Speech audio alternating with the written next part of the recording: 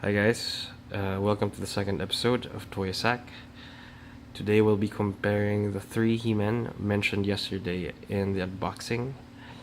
What we have here are, from left to right, the 1983 release He-Man, which we unboxed yesterday, the commemorative release in the middle, which was released in 2002, and last but not least, He-Tan himself, which came out late last year from Super7.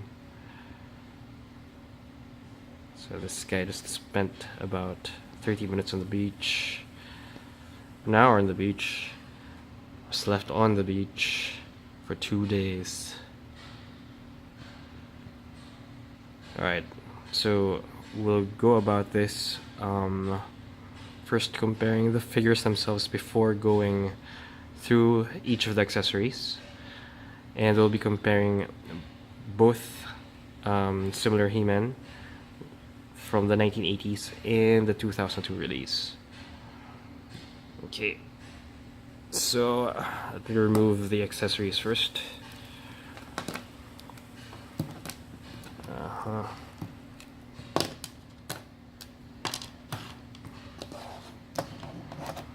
Okay, so what I have here on my left is the 1980s release, and the one on the right is from 2002 commemorative reissue. Let me just this. Okay. So one of the things that you'll notice that's very different from one another is the facial feature.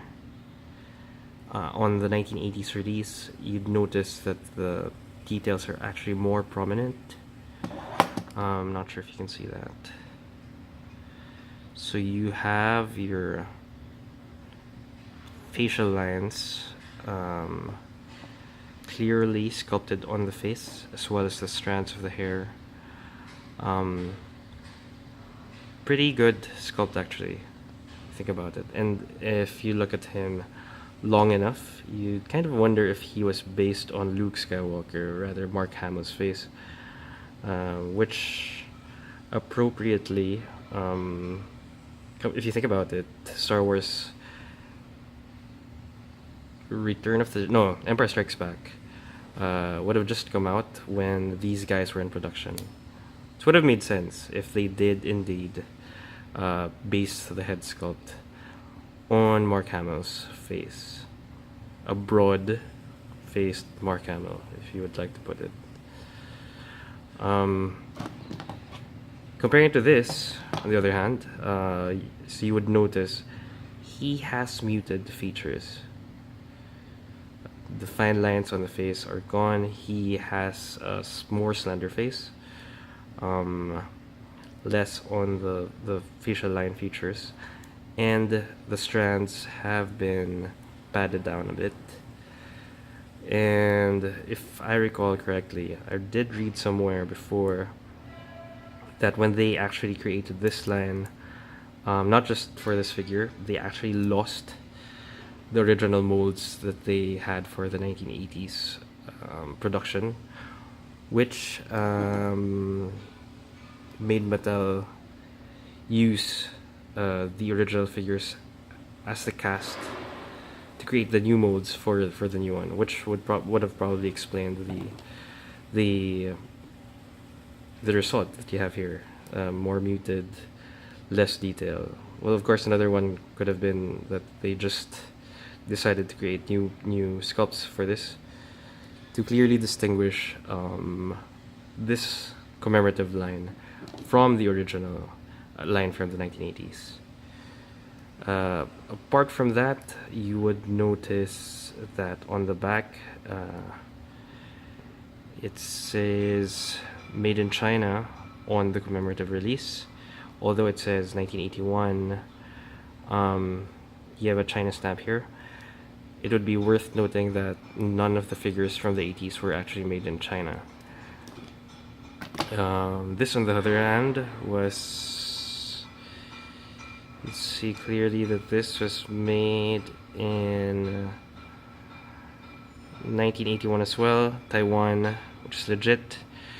So you have Taiwan, you have Malaysia, you have Mexico. You have a couple of countries from Europe as well that released this figure. What else have we got? Another prominent difference would be the colorway. So the chest plate is a bit darker on the Commemorative series. The reds are less vibrant, and as you would notice here on the belt and on the crotch piece, on the Commemorative issue, this one, the belt and the fur piece are actually painted over, whereas on the original one, the fur piece is actually a solid plastic, has not been painted on, except for the belt. This actually gives it a more vibrant orange reddish tinge to it, which goes the same for the feet, for the boots rather. And if you notice here, his feet are flat at the bottom, whereas this one isn't. This is the Commemorative, by the way, which has clear numbers clearly patched on them. I think that's pretty much it. Apart from that,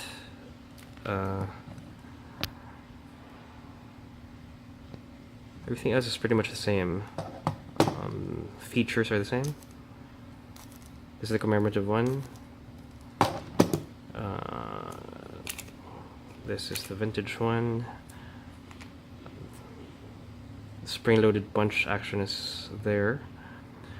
Both utilize rubber joints. This understandably is much loose, even though it was retained in the box for over 30 years. This one's pretty tight. One thing I'm iffy about here is the chest piece. The one from the Commemorative issue doesn't hold as well as the original one. But apart from that, everything else is okay. Alright. So, on to the third one. This is He-Man from Super 7. Key difference, mold. This has a solid head compared to the last two, which are soft heads.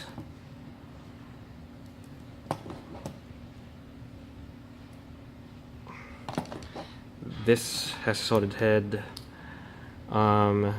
Clear difference on the design.